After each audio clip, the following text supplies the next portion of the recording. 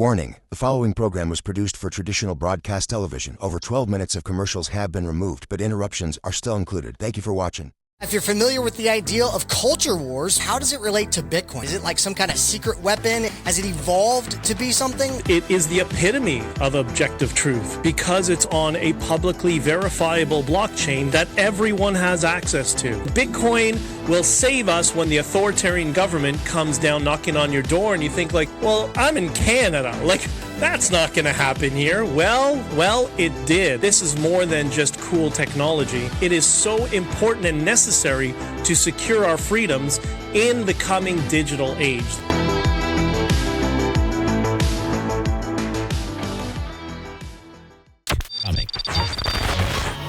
Government officials insist we will continue to keep you informed as this story unfolds. Welcome to the Money Block with Matthew J. Moore, the Bitcoin-focused program that's waking the masses to the fiat money Ponzi scheme. Money is changing, and your freedom is at stake. So stick around and learn how to empower yourself for this new digital age. Now, here's your host, Matthew J. Moore. And so, welcome, America. Welcome, world. We want to welcome you to America's Bitcoin-focused TV and radio show. That's right, we are syndicated coast to coast on Biz TV. So happy you tuned in. We've got a great guest, a great topic to discuss.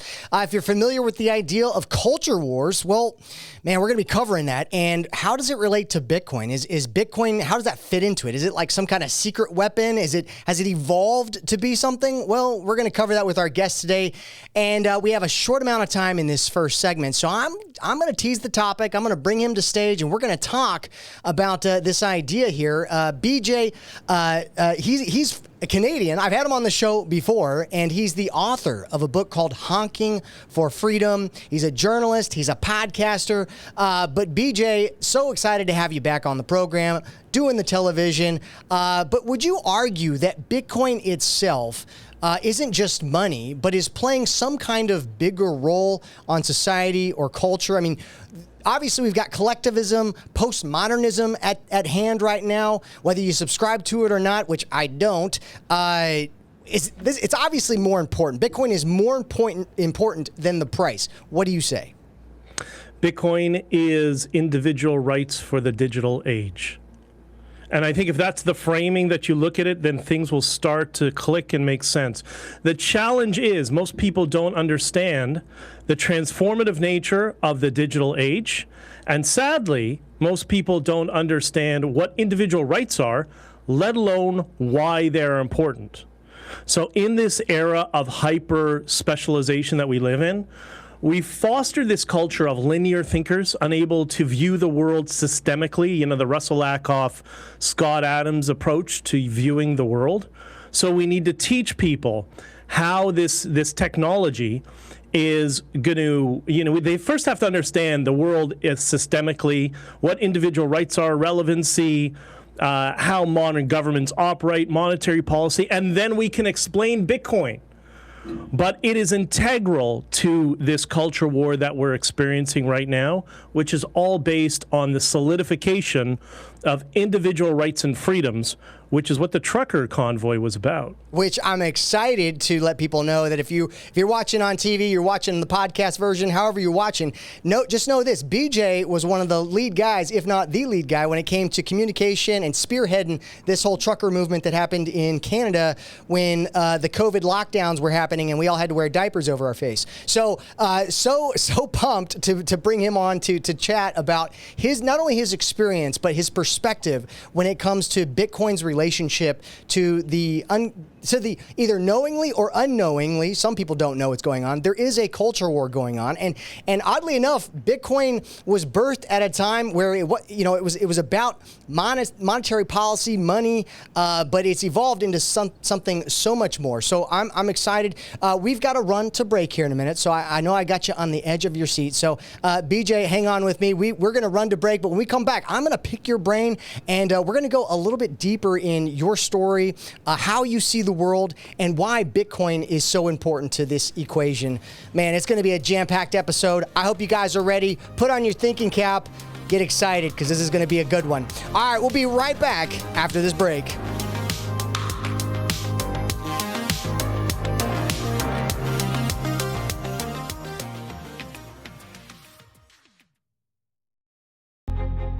What does it mean to be physically, spiritually, and financially free? The right to life, liberty, property, and the pursuit of happiness, these were the ideas that made America. But what happens to these ideas when America's money becomes compromised? What do you do when the very thing that you're working for day after day is fundamentally designed to enslave you? Whether it was a conspiracy or not, you won't believe what is about to happen in this country. Arm yourself today with the truth and build your life on the foundations for liberty. Rediscover freedom in the 21st century and grab a copy of my Amazon best-selling book, Foundations for Liberty. For just $11.99, you can support this radio show by finding a copy on Amazon or by going to mattjmoore.com. Again, that's mattjmoore.com. Don't wait, because freedom is never more than one generation away from extinction. And welcome back, ladies and gentlemen. We are back in action. Segment 2, round 2 of the Money Block. We want to welcome all of you Bitcoin newbies, lovers, and experts.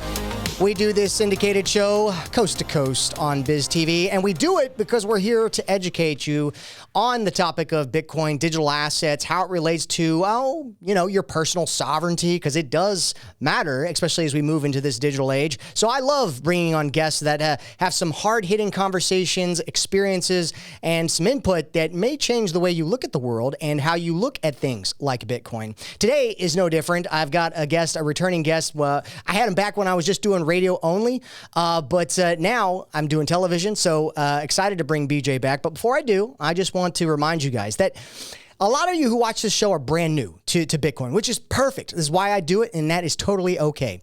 And a lot of you are familiar with, maybe the self-custody problems that happened with the cold card wallet. Well, it's a journey. Bitcoin is a journey. There's an education process. There's never a point where we're at zero risk. And so because of that, I want to show you, there's a group, a business that I work with, that I'm an affiliate with, that I would highly encourage you to check out. They are Stormrake. They're a crypto brokerage, and they'll actually hold your hand, give you a white glove service, and they will help you do self-custody if that is what you desire. But buy, sell, trade, it's all part of that. Free 15-minute phone call consultation. You can talk to them, ask all your questions. And in fact, if you scan that QR code, you'll actually be entered to win $400 in Bitcoin. No strings attached, no obligation. You don't have to use Stormrake. You don't have to use anything that I do. Just scan the QR code, enter your info, and you'll be entered to win $400 in Bitcoin. And I'll send that right over to the winner. We'll draw that. But be sure, get out your phones, scan that QR code. All right, well, we're going to jump back into it with our guest, BJ. He, like I said in the earlier segment, he was a part of this Canadian convoy, this trucker convoy that happened in Canada during the time of COVID. A lot of you are probably familiar with just the perspective of trying to regain freedom after these lockdowns and these mandates. And so BJ was front and center. He knows a thing or two when it comes to the culture war that's at hand. So BJ, I want to pick up our conversation here. Obviously, you've written a book, Honking For Freedom. You're a journalist. There it is, right there. That's the book. Really excited for you to share how people can get a hold of that. But I really want to start off with this question. Give some context to those who are unfamiliar with what happened in Canada and maybe the work that you were doing and how you were front and center of this trucker convoy. Well, essentially, we had Stasi-like lockdowns in Canada. It felt like the Soviet Union. And we were leading towards a path where from province to province, our equivalent of state to state, that you were going to be restricted of travel. Americans cannot comprehend how bad it became at that point. And so many of us got involved just because, I'm not a political activist. I'm a small business guy I got into politics. I ran for office just I got sick and tired of things years before COVID started. And it just got progressively worse. And it got to a point where we had to do something. It was crushing the economy. It was crushing small businesses. And the people who had the biggest leverage to push back against the government were truckers, of which, you got to understand, 76% of Canada's economy is linked directly to the United States. Well, once the government started restricting the border, which is 90% of trucking business is cross-border, you're just destroying all those businesses in that aspect of the economy. And that's when people said, okay, it's enough. This needs to stop. And that's what we ended up protesting in Ottawa. Well, okay, so you also go around and you speak. I mean, it seems like this whole trucker convoy had really moonshotted you, put you into some national spotlight. But you go around and you speak at conferences. You were at one in Ireland recently, and you titled your talk "Bitcoin and the Culture War." What exactly is the culture war that you see Bitcoin fighting, or is maybe indirectly a part of? I think Bitcoin is a tool within the culture war. I refer to it as the Freedom Protocol, if that's how you want to use it. But so it's very complex because the world is a complex place. You know, anybody tries to tell you everything is binary and they're just good guys and bad guys, that's not the reality. The reality of life is the world is a collection of competing interests of all different sorts. But broadly, if we had to give it, a broad umbrella to understand the broader landscape, it's collectivism versus individualism. There's also the objectivists who weigh in on things. And that's why this whole left-right thing doesn't really jive with me so much. And maybe because I've seen so much behind the curtains of how politics works. But it's really a large, I guess it's the intersection of these philosophies that are in conflict with each other, which you can kind of date back to Socrates and Plato, collectivism versus individualism. And we really have never sorted that out as a culture around the world. And collectivism that's the evil that we've seen in the world. And that's where right now we've gone down this rabbit hole. And that's what the DSA is, for example, in the United States. That is collectivism rearing its head again in American culture. Yeah, and I agree with you. It seems that the political parties, the different perspectives are often wings of the same bird. They often flap together in many ways. So I do agree with you there. And I love your perspective here of focusing on the individual versus the collective. And so how do you see Bitcoin pushing back against, I guess you would classify this as a form of postmodernism, but the idea that there's no objective truth, that there's only power and narrative, and that it's about, the individual versus the collective. Talk to us about how Bitcoin pushes back. Well, I think what Bitcoin is, it is the epitome of objective truth because it's on a publicly verifiable blockchain that everyone has access to, which is something we've never had throughout human history. And I think that's why there's been so much pushback from certain people who seem to identify with this collectivist movement, but at the same time seem to love centralized power. And this is the power that Bitcoin has. It allows all of us as individuals to say, you know what, I'm going to take out my insurance policy on the Freedom Protocol. I'm going to put some of my savings away there for a rainy day, just in case. And, for me personally, like when I got into Bitcoin, I was into Bitcoin in like 2015. I thought it was cool tech because I understood monetary policy from when I was young, and I was always been, I've had a computer since I was 3 years old. So I was like perfectly primed for it. I just thought it was cool technology. I used to hear all the hyperbolic claims that, Bitcoin will save us when the authoritarian government comes down knocking on your door, and you think like, well, I'm in Canada. Like, that's not going to happen here. Well, it did, and thank God. So that's really what helped shape my perspective that this is more than just cool technology. It is so important and necessary to secure our freedoms in the coming digital age that we're transitioning into.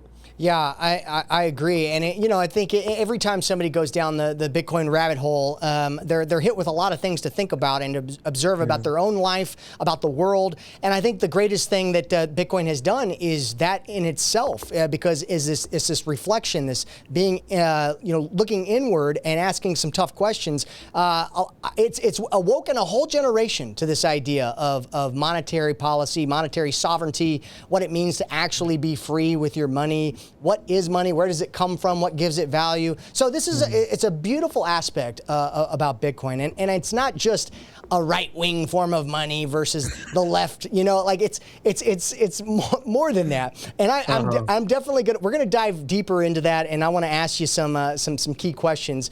But we've only got about a minute or so before we have to go to break. So I'm gonna remind you guys, if you're watching this show, whether you're watching online, watching on television, you've heard about Bitcoin, you thought about Bitcoin, and maybe you even like what BJ has to say about Bitcoin, but you have no exposure to the asset itself, and you thought, you know what, maybe, just maybe, it's responsible to have a little bit of exposure to this asset that's been the best performing asset over the last 10 years at least, if not more. So be sure to scan that QR code. That is my affiliate with StormRake. They are a crypto broker. They can help you with your Bitcoin purchase. They can help you learn how to be your own custodian.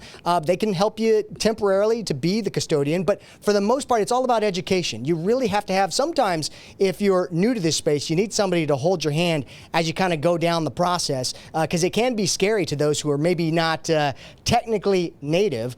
But if you scan that QR code, you'll be entered to win $400 worth of Bitcoin. No strings attached, no obligation. You don't have to use their services or anything from me. Just scan that QR code. I'll throw you in for the drawing. But BJ, real quickly, before we jump to break, how can people learn more about you, follow your work? You can go to benjaminjdichter.com. Benjamin's my first name, and that kind of has all my links to all my stuff. But, honkingforfreedom.com is where you buy the book.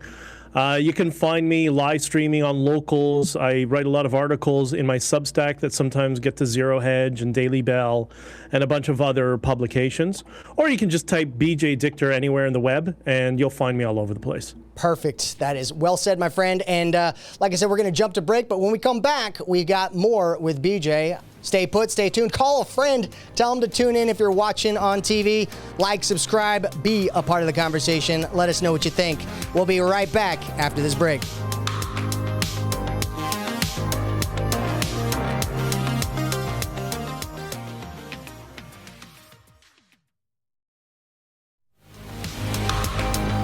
And welcome back, ladies and gentlemen. It is round 3, segment 3 of the Money Block, America's Bitcoin-focused TV and radio show. That's right. We're all over the place when it comes to that traditional television, but so excited that you tuned in, because you could be spending your time doing a lot of different things. We make this program for those who are, new to Bitcoin, but maybe you are an expert. Welcome anyways. We got a little something for everybody.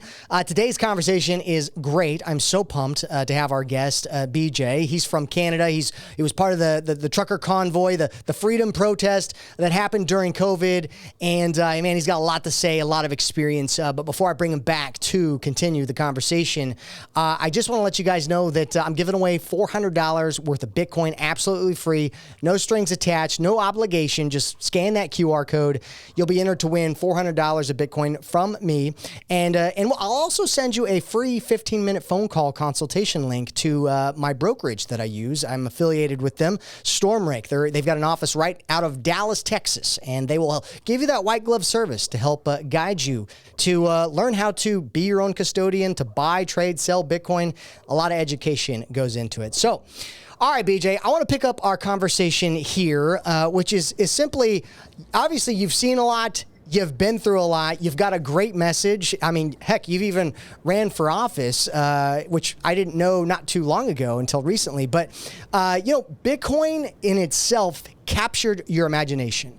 And I think part of that is because it helps return power back to the individual. Can you unpack what this looks like in practice for an ordinary person who, maybe they're thinking about using Bitcoin in such a manner. Maybe they just want to buy it for price exposure. But a lot of us will look at Bitcoin and go, does it have the same narrative, the same hope, the same message and same purpose as it did 10 years ago, which is empowering the individual? Is that a true idea that we still carry that same flame?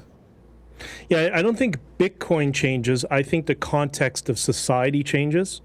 And that's why our filter of how we look at it might seem a little bit different. So first, on a more broad sense, that's what the trucker convoy showed, right?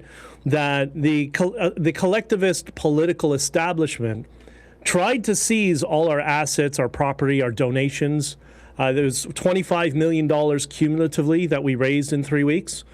And only the Bitcoin was the money they couldn't seize, right? They were successful in utilizing the legacy monetary system to shut us down. We also personally, I had all my accounts locked down, my bank cards, absolutely everything. But Bitcoin still worked. And maybe that's why I was the one person there that was a little bit more calm than everybody else, thinking, yeah, it's going to work out. They'll have no choice. On the individual basis, if you don't think you're going to be leading some massive national protest, think about all the time you've had aggravation with your bank, right? I remember my parents, they sold one house, they had to buy another house, they had to do bridge financing. This is in the 80s. And it was such a pain in the ass. And this is a bank that had a 25-year relationship with, and they still dragged them through the coals and made their life miserable to the point they had to go to a separate lender to get the bridge financing, right? Well, now Bitcoin, because it's a pristine asset, you can borrow against it. This is, I've gotten truckers orange-pilled about Bitcoin, saying if you want to borrow money for a new truck, if you have enough Bitcoin, you don't have to use your property now. Now you can use your Bitcoin as collateral against the loan. All of a sudden, oh my God. So there are so many vehicles that it is bringing to the table that people don't even consider, and you won't have exposure to it until you start buying a little bit and storing it away. And you'll see as things transition, you're going to start thinking about Bitcoin, and you're going to find opportunities to integrate it into your life you hadn't even imagined. Yeah, it's such a journey and can be used for so many different things. I mean, Bitcoin, obviously, a lot of people are using it for a hedge against inflation. Some are using it because they're facing political persecution and they're trying to flee their jurisdiction, and they can, walk away, run away with their money. But when it comes to bank accounts being frozen and the government's trying to stop certain actions, ideas, movements, speech, because money is a form of speech. But what's your thoughts on these governments now growing? Some are growing in adoption. Some are still against it and pushing back against the idea of Bitcoin because it decentralizes money and power in many ways, in many respects. But do you feel that Bitcoin is being co-opted? Are they trying to co-opt it? Will they be successful? What's your thoughts around that? I think it's important to understand my experience in politics and seeing how it works behind how the gears of the machine actually function. Politics is more, and your government's more of a Dilbert cartoon than anything. There's a whole lot of incompetence and not a lot of confidence. And I think what you see is see a lot of reactionary measures. Hanlon's razor, never ascribe malice to those things that can be explained with stupidity. And I think you're seeing the entire political class trying to figure out, and the lobby class trying to figure out, okay, what is this thing? How can we use it? And you're getting a whole divergence of different perspectives and opinions because people just don't know. People in government just don't know what this is going to lead to. So the smart ones want to hedge their bets towards the future incorporating Bitcoin. And the other ones just can't make heads or tail and still haven't figured it out.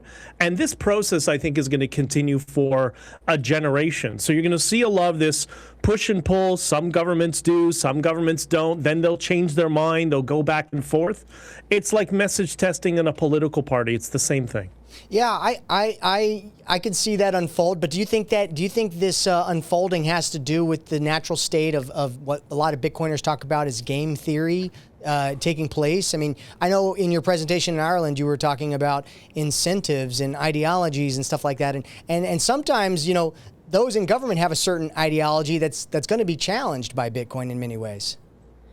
Most people don't, this is going to be a shock to you. Most people in government don't have ideology. So what I explained in that presentation is the 4 pillars of human motivation: rights, reward, ideology, coercion, and ego. Most people in government, it's not ideology. You see that when the DSA, that's why it's so dangerous. Most of it's ego, though. There's a lot of ego. There's a lot of that. There's a lot of rewards. Yeah. And there's often coercion. Coercion is a natural part of negotiating in politics. That, okay, I got to give a little to get here sort of thing. But my experience has been, aside from the few fringe extremists that have entered the political discourse over the past 20 years, That's not most people in politics. That's why it's mostly just incompetence, and every government is duct tape and glued together, man. Like, if you understand how bad things are, and it's not malicious. It's just you have one administration after another, and every administration is like, okay, we'll kick that to the curb. The next guys will deal with it because we have 30 other things to deal with that we don't know how to fix right now. That's what's happened. Yeah. They're riding the dragon. Yeah, that's a lot of the conversations I've had with those who got elected to office were lawmakers. They're sitting in some of these meetings and they're like, so we can't think about the future. We have to put out the fires now. That's all we can do is we can put out the fires. So like you said, there's a lot of incompetency, a lot of reaction instead of preparation. But man, this is a fun conversation. We got a whole lot more to dive in. We got to run to break. So if you guys are watching, be sure to call up a friend, tell them to tune in. If you are watching online, well, give us a like, comment, share, be a part of the conversation. Let us know what you think about today's guest, today's topic. Do you relate to it? Do you not? Are you hopeful? Well, I'm hopeful. I think the future is bright when it comes to Bitcoin and things like it, the ideas around Bitcoin. That's why I do this show. All right, guys, we'll be right back after this break. Stay put.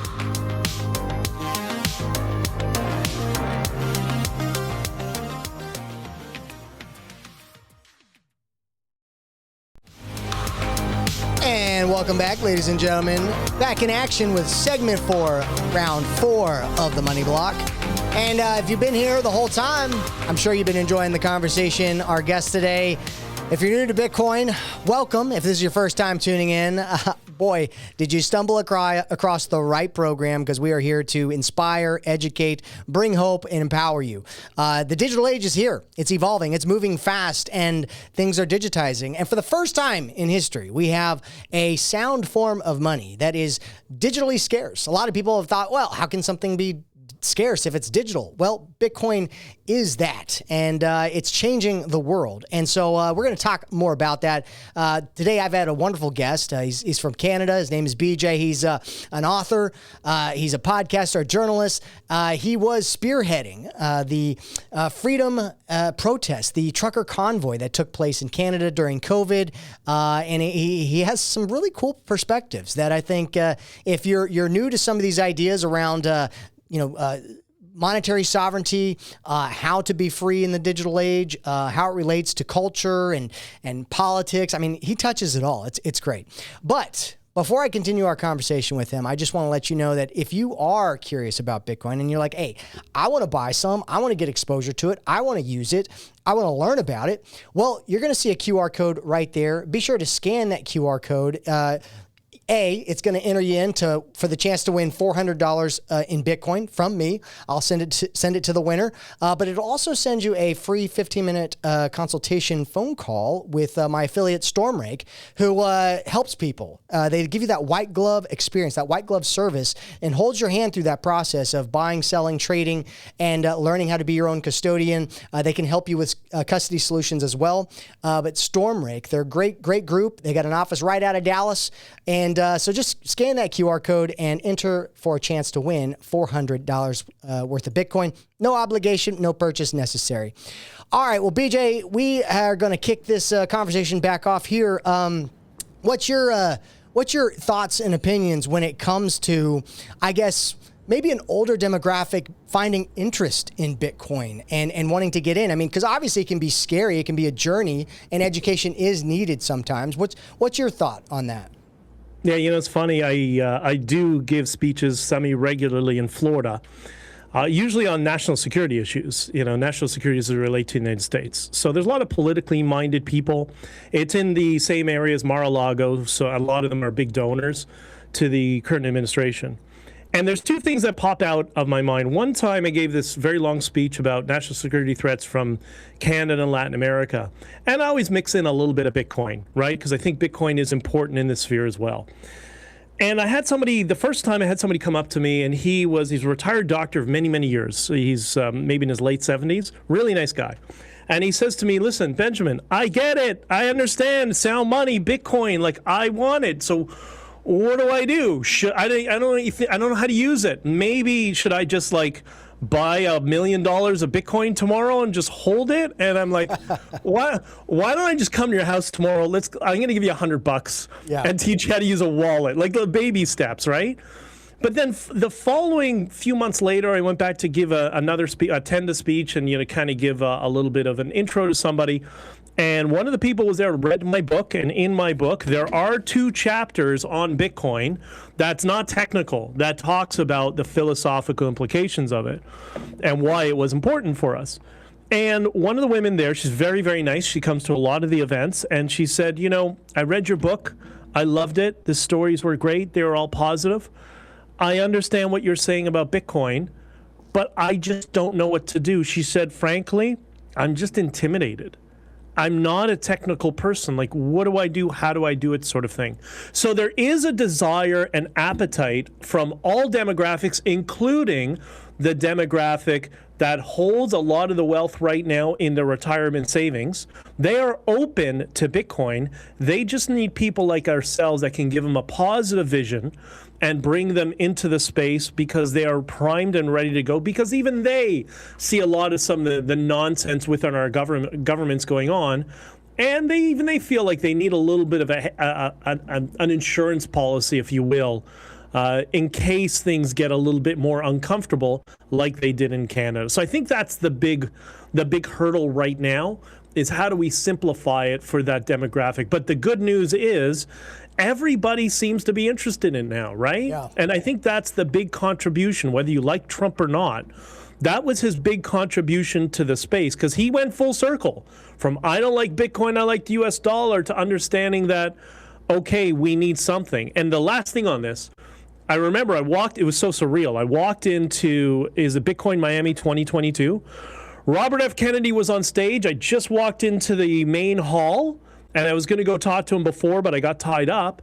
And I heard him say it was the Canadian truckers and how the government treated those people that made me realize we need money off the system. Yeah. Somebody who is, a legacy in politics, as is his family, whether you like it or not. He's a staple. And that was the emotional trigger for him to say, okay, now I get it.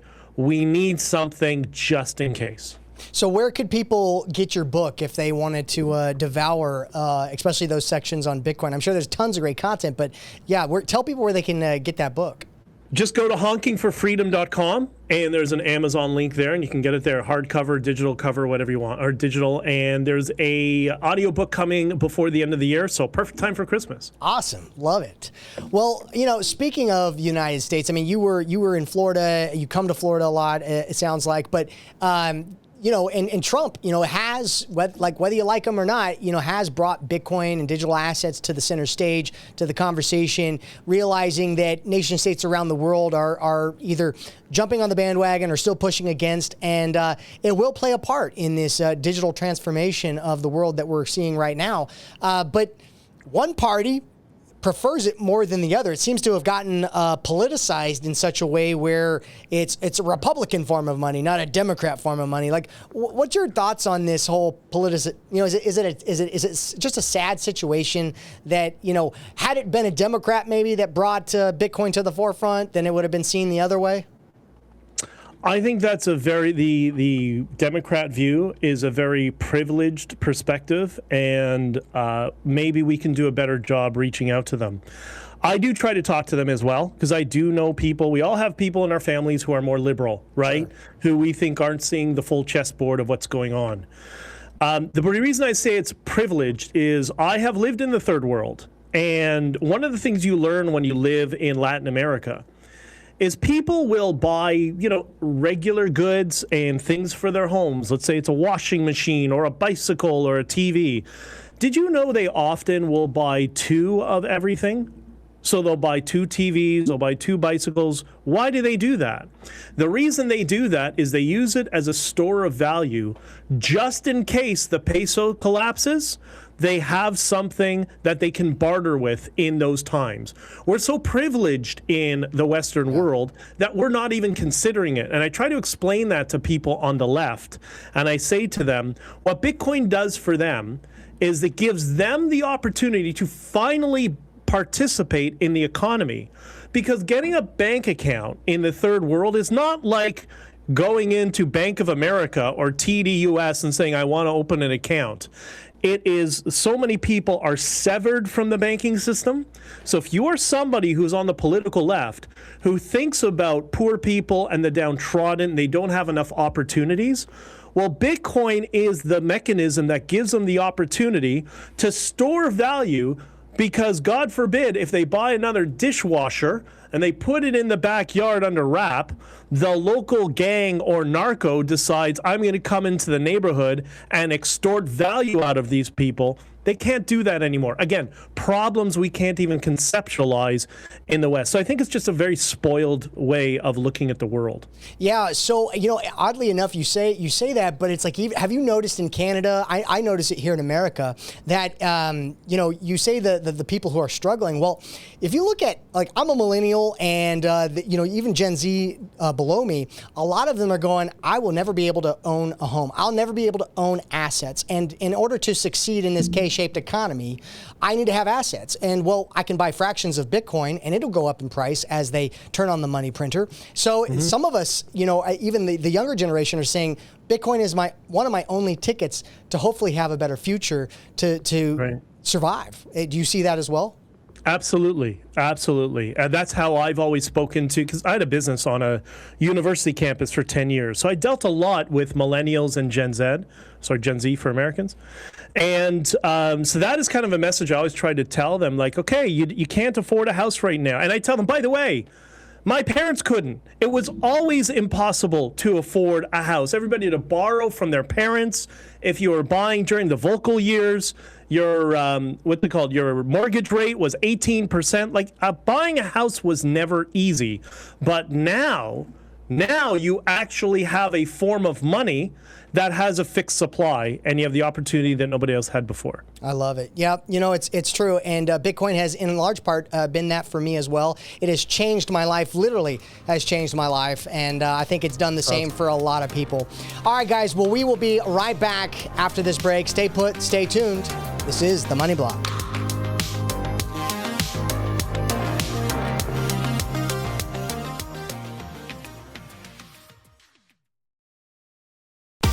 AI is here, money is changing, but freedom has never been more important. I'm Matthew J. Moore, the Money Block host on Biz TV, Amazon bestseller, and Bitcoin policy advisor. Book my up to 60-minute talk, Redefining Wealth and Freedom God's Way. I'll teach your church, business, or civic group how to secure money, freedom, and faith in the digital age. This is urgent, so I'm slashing my fee from $1,000 to $500. Cover my travel, and I'm there. Scan the QR code now. Spots are filling fast. What does it mean to be physically, spiritually, and financially free? The right to life, liberty, property, and the pursuit of happiness, these were the ideas that made America. But what happens to these ideas when America's money becomes compromised? What do you do when the very thing that you're working for day after day is fundamentally designed to enslave you? Whether it was a conspiracy or not, you won't believe what is about to happen in this country. Arm yourself today with the truth and build your life on the foundations for liberty. Rediscover freedom in the 21st century and grab a copy of my Amazon best-selling book, Foundations for Liberty. For just $11.99, you can support this radio show by finding a copy on Amazon or by going to mattjmoore.com. Again, that's mattjmoore.com. Don't wait, because freedom is never more than one generation away from extinction. And welcome back, ladies and gentlemen. It is the final round of the Money Block, America's Bitcoin-focused TV and radio show, syndicated coast to coast on Biz TV. I want to welcome all of you who've been watching. Maybe you're new to Bitcoin, the ideas around Bitcoin. Well, this is the show for you. And today we've had a great guest on. He's from Canada. He's been making noise when it comes to Bitcoin and its relation to the culture war that's been going on. Whether you know it or not, there is a culture war going on. And he was also front lines when it came to the trucker convoy fighting for freedom during COVID in Canada. So he's got a lot of great experience, a lot of words of wisdom. And so I'm going to continue our conversation here.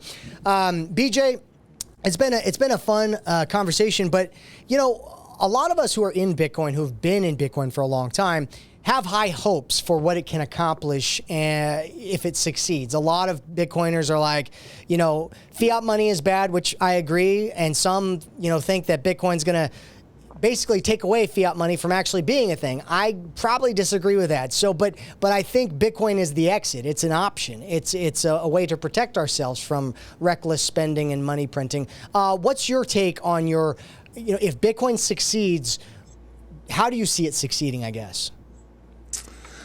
I think we're already at a point where it's succeeded, and I think it's just going to be generational change now at this point. I think as the mindset of people changes, that's an indicator that it has succeeded as it becomes more acceptable to the culture. Like, remember back when you'd say the word Bitcoin and you get, lots of people lose money in Bitcoin.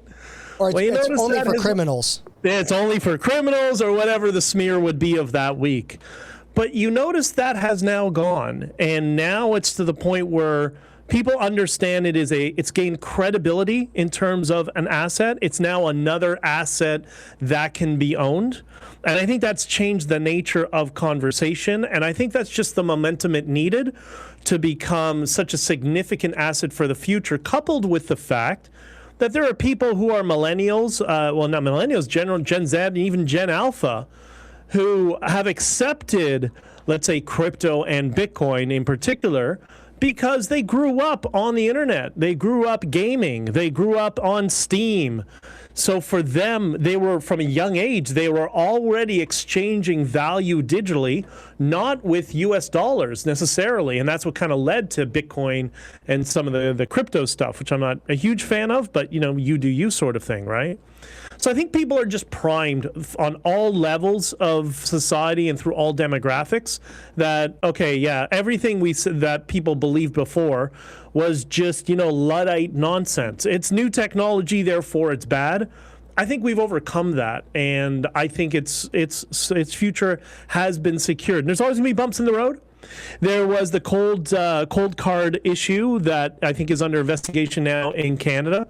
That's not Bitcoin. That's a company that serviced Bitcoin. And we got to do a better job explaining to people that it's not Bitcoin that is the weak point.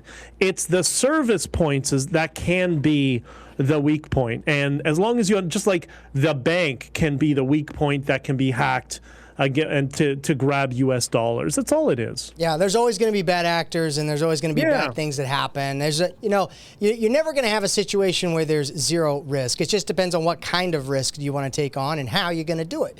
What about misconceptions? I mean, obviously Bitcoin's fought a lot of battles. People might be watching this show. They may still have some misconceptions about Bitcoin. What are some of the misconceptions that you still see right now when it comes to things like Bitcoin? So in my experience, with my filter looking at the world, I don't see a lot of those misconceptions anymore. And maybe that's because people know me as kind of the Bitcoin guy who also knows politics and whatever. So maybe my filter is a little bit, biased in a direction. But I speak to a lot of people in different demographics all over the United States and in Canada as well. And I remember what it was like in 2014 and 2016. The type of misconceptions, just cartoon nonsense, right? I think right now it's just people are confused. Like the example I gave you before, where she said, yeah, I understand, I want to buy Bitcoin. I'm just intimidated. I'm a little bit worried. And it's the belief is I don't want to make the mistake, right? Like she's like, I think I'm going to make the mistake, not necessarily Bitcoin. I think that's the nature of what's changed. I think because you have the most powerful office in the world has become an advocate for Bitcoin. Even the leftists in Canada, like Justin Trudeau, unknowingly became an advocate for Bitcoin when he froze all our bank accounts and implemented retroactive law without a time machine. I think that's where we're at right now. People are just either confused or worried, and I think it's just become part of the cultural zeitgeist as we shift to this digital future, and everybody's accepted it. That's how I see it, at least. Yeah, well, I want people to learn more about you, your book. I want them to, if you haven't read his book, get a copy of it. If you don't mind showing it again, where could people get that book? Because you got some good content in there. go to honkingforfreedom.com. There's going to be an Amazon link to buy the book. And for me, I live stream on Fridays, Saturdays, and Sundays over Locals and on Rumble and on YouTube. And I encourage everybody to join the chat, join our Discord. The Discord is also called Honking for Freedom. And there's even a Bitcoin channel in the Honking for Freedom Discord for people who want to learn more or talk to people, and they're on that path towards discovery. That's awesome. That's awesome. Well, we got about a minute before we have to close out the show, but if you had to have one takeaway, give one takeaway from this conversation for those who are watching, what's the takeaway you'd give them? I think everything is changing in the way that we are headed towards the golden age, such a bright future. We have the greatest opportunity in front of us right now as we enter this digital age of abundance, greater freedom, the biggest upside volatility possible in Bitcoin with this fixed asset. And I think so many of us focus on the negatives. The skill is to step back and realize how fortunate we are to live today, that despite the bumps in the road, we have more opportunity than anyone who's ever lived in human history before us. And we should show gratitude for that. And the way I show gratitude for that is try to help people realize the same thing and help them discover Bitcoin in a way that it's not intimidating. That's well said, my friend. All right, guys, well, we got to close out the show, but if you're interested in buying Bitcoin and you need some help, maybe you need that white glove service, somebody will teach you, hold your hand through that process. Be sure to scan that QR code. That is an affiliate to Stormrake, the brokerage that I use out of Dallas, and they're also in Australia, but it'll also enter you to win $400 worth of Bitcoin. All right, guys, as all time we got, thank you so much for tuning in. We will see you guys same time, same place. Adios.